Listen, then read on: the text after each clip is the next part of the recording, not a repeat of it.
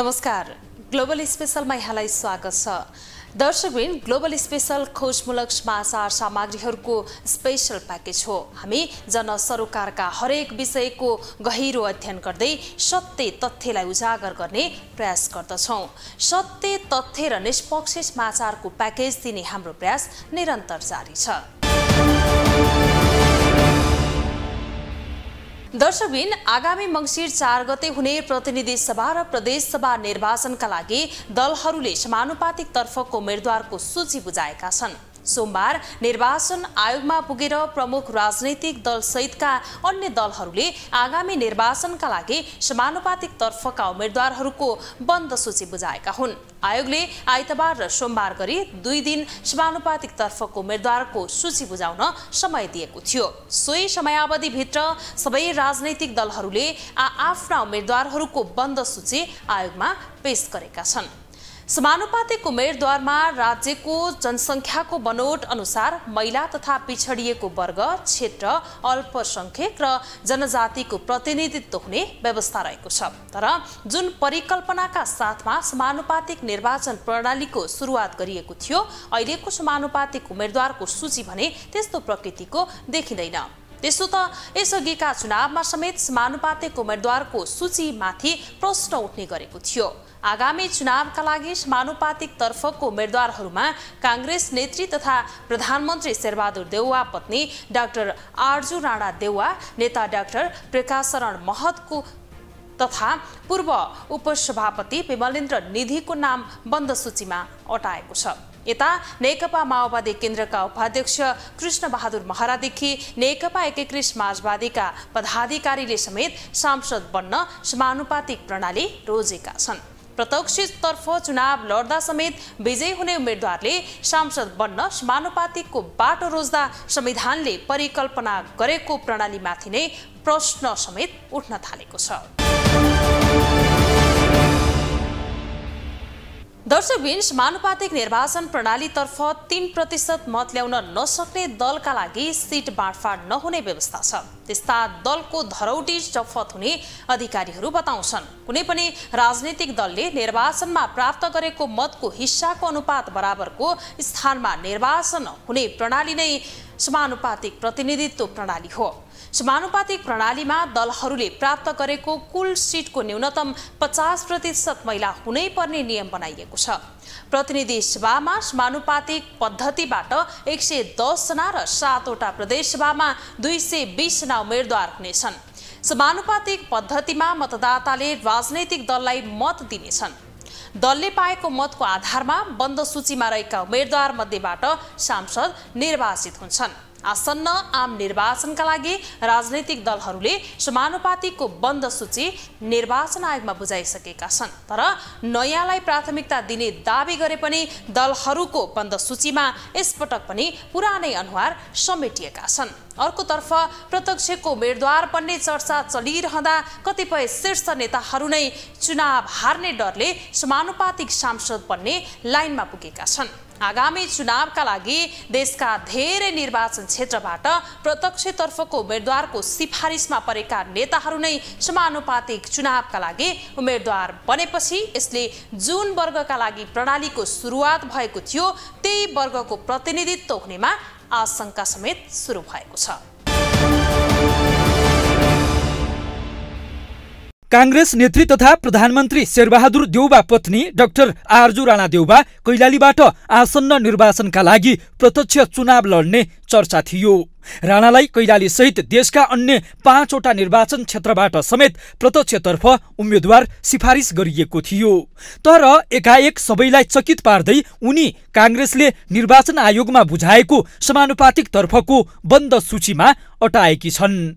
2074 मा कैलाली क्षेत्र नम्बर 5 मा एमालेका नारद मुनि राणासँग पराजित भएकी उनी यसपटक पनि सोही ठाउँबाट उम्मेदवार बन्ने चर्चा थियो। तर सबैलाई चकित पार्दै उनी अन्ततः समानुपातिक तर्फको बन्द सूचीमा अटाएकी हुन्।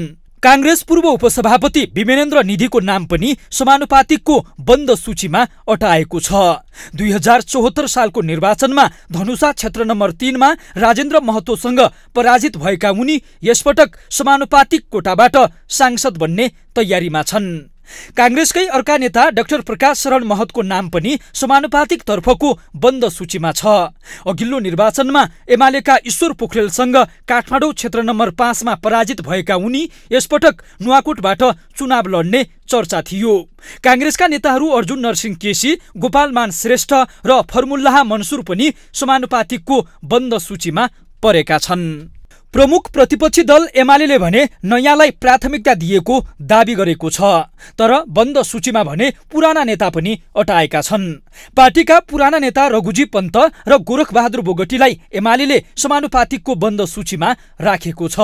अर्कोतर्फ उपाध्यक्ष रामबहादुर थापा पत्नी नयनकला थापालाई पनि एमाले समानुपातिकको उम्मेद्वार बनाएको छ। यता माओवादीबाट माओवादी केन्द्रले उपाध्यक्ष कृष्ण बहादुर महरालाई समानुपातिकको उम्मेद्वार बनाएको छ।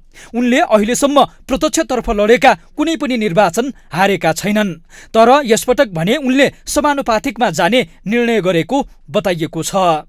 नेकपा एकीकृत समाजवादीले पनि पार्टीका केही शीर्ष नेताहरूलाई समानुपातिकबाट सांसद बनाउने भएको छ। उपाध्यक्ष प्रमेश हमाल, उपमहासचिव डाक्टर गंगालाल तुलाधर र सचिव नागेन्द्र चौधरी समानुपातिकको बन्द सूचीमा छन्। यस्तै अन्य दलहरूले पनि पुराना नेताहरूलाई नै उम्मेद्वार बनाउने गरी समानुपातिकको बन्द सूची निर्वाचन आयोगमा बुझाएका छन्। राष्ट्रिय प्रजातन्त्र पार्टी राप्रपाले वरिष्ठ नेताहरू पशुपति शमशेर राणा र प्रकाश चन्द्र लोहनीको नाम बन्द सूचीमा राखेको छ। प्रत्यक्ष निर्वाचन प्रणाली मार्फत देशको सबै भूगोल, जाति र समावेशिता समेट्न नसकिने निष्कर्ष सहित समानुपातिक निर्वाचन प्रणालीको सुरुवात भएको थियो। तर अहिले र यसअघिका चुनावमा समानुपातिक उम्मेद्वारको सूची हेर्दा भने जुन मकसदका साथ निर्वाचन प्रणालीको परिकल्पना गरिएको थियो त्यसको ठिक विपरीत काम भइरहेको छ। ग्लोबल टेलिभिजनका लागि क्यामेरामा राजेन्द्र काफ्लेका साथमा कैलाश कठायत, काठमाडौँ।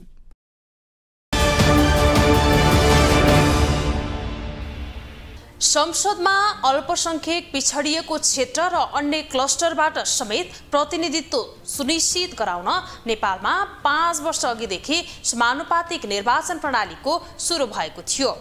त्यसो त संविधान सभामा समेत समानुपातिक समावेशी प्रतिनिधित्व रहेको थियो, तर समानुपातिक निर्वाचन प्रणालीको सुरुवात भएपछि दलका शीर्ष नेताले आफन्तदेखि स्वार्थ समूहका व्यक्तिलाई समेत यही बाटो सांसद बनाउने परम्परा जस्तै बनेको छ। यही प्रणालीबाट राजनीतिमा कुनै योगदान नभएका तर नेताका आसेपासे बनेको भरमा सांसद बनाइएको भन्दै आलोचना समेत हुने गरेको छ। तर दलका नेताहरूले आलोचनालाई ध्यान दिनुको साटो अहिले पनि उस्तै समानुपातिक सूची निर्वाचन आयोगमा बुझाएका छन्, जसका कारण समानुपातिक निर्वाचन प्रणालीमाथि नै प्रश्न उठ्न थालेको छ। नेपाल एक प्रजातन्त्र, लोकतन्त्र र गणतन्त्र भएको मुलुक हो। 2007 सालदेखि 2079 सालसम्म आइपुग्दा नेपालमा विभिन्न राजनीतिक पार्टीले आफ्नो सरकार गठन गरे। 104 वर्षीय जहानीय राणा शासनको अन्त्यपछि नेपालमा जनताको मतबाट सरकार गठन गर्ने प्रक्रिया प्रारम्भ भयो, अर्थात् निर्वाचन प्रणाली मार्फत देशको कार्यकारी पदमा जाने बाटो खुल्यो। अहिले मुलुक 2072 सालको संविधानमा टेकेर अगाडि बढिरहेको छ, जसको निर्वाचन प्रणालीमा प्रत्यक्ष र समानुपातिक गरेर प्रदेश र सङ्घको जनप्रतिनिधि बन्न पाउने व्यवस्था छ। प्रत्यक्षतर्फको चुनावले अल्पसंख्यकको प्रतिनिधित्व हुन नसकेको भन्दै नेपालमा समानुपातिक निर्वाचन प्रणालीको पनि सुरुवात भएको थियो। तर समानुपातिकमा शीर्ष नेताहरूले आफू अनुकूल व्यक्ति चयन गर्ने र जुन प्रयोजनले समानुपातिक प्रणाली ल्याएको हो त्यस विपरीत समानुपातिक मनोनयन हुने क्रम बढेको छ, जसका कारण यो प्रणालीमाथि नै प्रश्न उठ्न थालेको छ। आफूलाई सजिलो हुने राजनैतिक सङ्गठन गर्नु या व्यक्ति प्रभाव बढाउनु सजिलो हुने किसिमको चाहिँ बनायो, त्यो चाहिँ मुलुकको निमित्त सुहाएन भन्ने मेरो कुरा हो। मुलुकको निमित्त चाहिँ त्यसले दूरगामी असर पारिराखेको छ र अझै अस्थिर राजनीति, बटुलिएको राजनीति अहिले पनि व्याप्त छ। त त्यो के को उपज हो भन्दाखेरि प्रतिनिधित्व प्रणाली, जनआदेशको चाहिँ दुरुपयोग र जनआदेशमा चाहिँ नि जस्तो किसिमको व्यवस्था हुनुपर्ने त्यो व्यवस्था नभएकोले यो भएको। मेरो विचारमा त जति पनि राजनैतिक विशृङ्खलता ल्याइरहेछ यो समानुपातिको प्रबन्धले हो। समानुपातिक आवश्यक थिएन। प्रत्यक्ष निर्वाचन गरिदिने, सजिलो निर्वाचन गरिदिने, डाइरेक्ट जनमतबाट आउने, योभन्दा त तपाईँको चाहिँ नि 2047को संविधानको प्रावधानहरू नै राम्रो थियो नि। अहिलेको चुनाव प्रणालीमा राजनीतिक दलका शीर्ष नेताहरूको मनोमानी भएको स्पष्ट छ। आफ्ना नजिकका नातेदारदेखि स्वार्थ समूहलाई समेत समानुपातिक प्रणाली मार्फत सांसद बनाउने परम्परा जस्तै बनिसकेको छ। अझ चुनाव हार्ने डर भएका शीर्ष नेताहरू नै समानुपातिक उम्मेद्वार बन्ने क्रमको समेत सुरुवात भएको छ। आसन्न चुनावका लागि दलहरूले बुझाएको समानुपातिक उम्मेद्वारको बन्द सूचीले समेत त्यस्तै सङ्केत गर्छ। राजनीतिक बुझेकाहरू पनि देशका शीर्ष नेताहरूले संविधान र प्रणालीलाई आफू अनुकूल प्रयोग गरेको स्वीकार गर्छन्।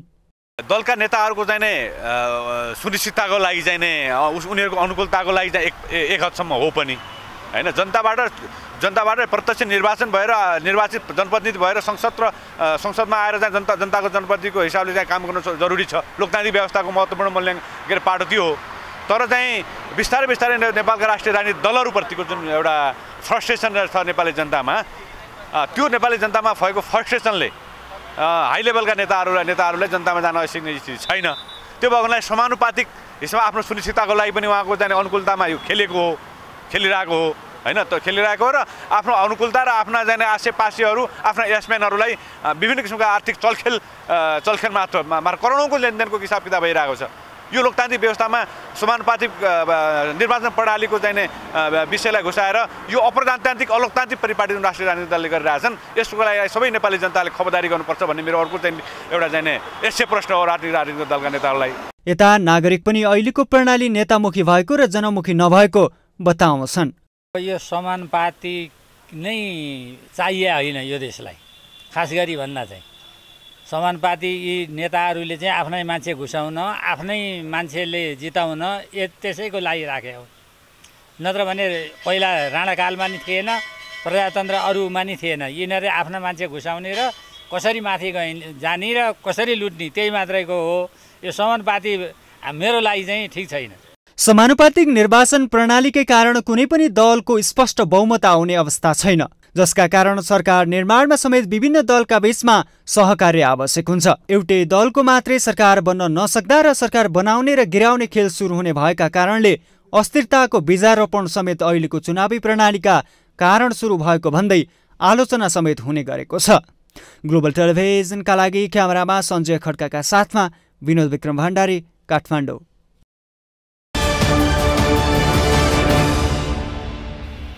दर्शकबिन, नेपालमा समानुपातिक निर्वाचन प्रणालीकै कारण कतिपय समुदाय र भूगोलका व्यक्तिले संसदमा प्रतिनिधित्व गर्ने अवसर समेत नपाएका होइनन्। तर जुन मक्तकका साथमा यो प्रणालीको सुरुवात भएको थियो त्यसै अनुसार दलका नेताहरूले काम नगर्दा प्रणालीमाथि नै प्रश्न उठ्न थालेको छ। समानुपातिक निर्वाचन प्रणालीकै कारणले संसदमा कुनै पनि दलको बहुमत नपुग्ने र सरकार गठनका लागि अर्को दलको सहारा खोज्नुपर्ने अवस्था समेत यही प्रणालीकै कारण आएको कतिपयले भन्ने गरेका छन्। सरकार गठनमा अर्को दलको सहारा लिनुपर्ने अवस्थाले कुनै पनि सरकार लामो समयसम्म टिक्न नसक्ने एकातिर र अर्कातिर सरकार टिकाउन अनेक तिकडम गर्नुपर्ने समेत हुने भएकाले सरकार नै अस्थिर हुने गरेको बताउनेको संख्या समेत कम छैन। प्रत्यक्ष निर्वाचन प्रणाली भड्किलो भएको र समानुपातिक निर्वाचन प्रणालीमा दलका शीर्ष नेताहरूकै हालीमुहाली हुने अहिलेको अवस्थामा निर्वाचन प्रणालीबाट सुरु भएको बहसले संविधानकै बारेमा अनेक टिप्पणी समेत सुरु हुन थालेको छ। हौस् त आजलाई कार्यक्रम ग्लोबल स्पेशल यति नै। भोलि अर्को विषयको सामग्री लिएर आउनेछौँ। तपाईँ ग्लोबल टेलिभिजन सँगै रहनुहोला। नमस्ते। लामो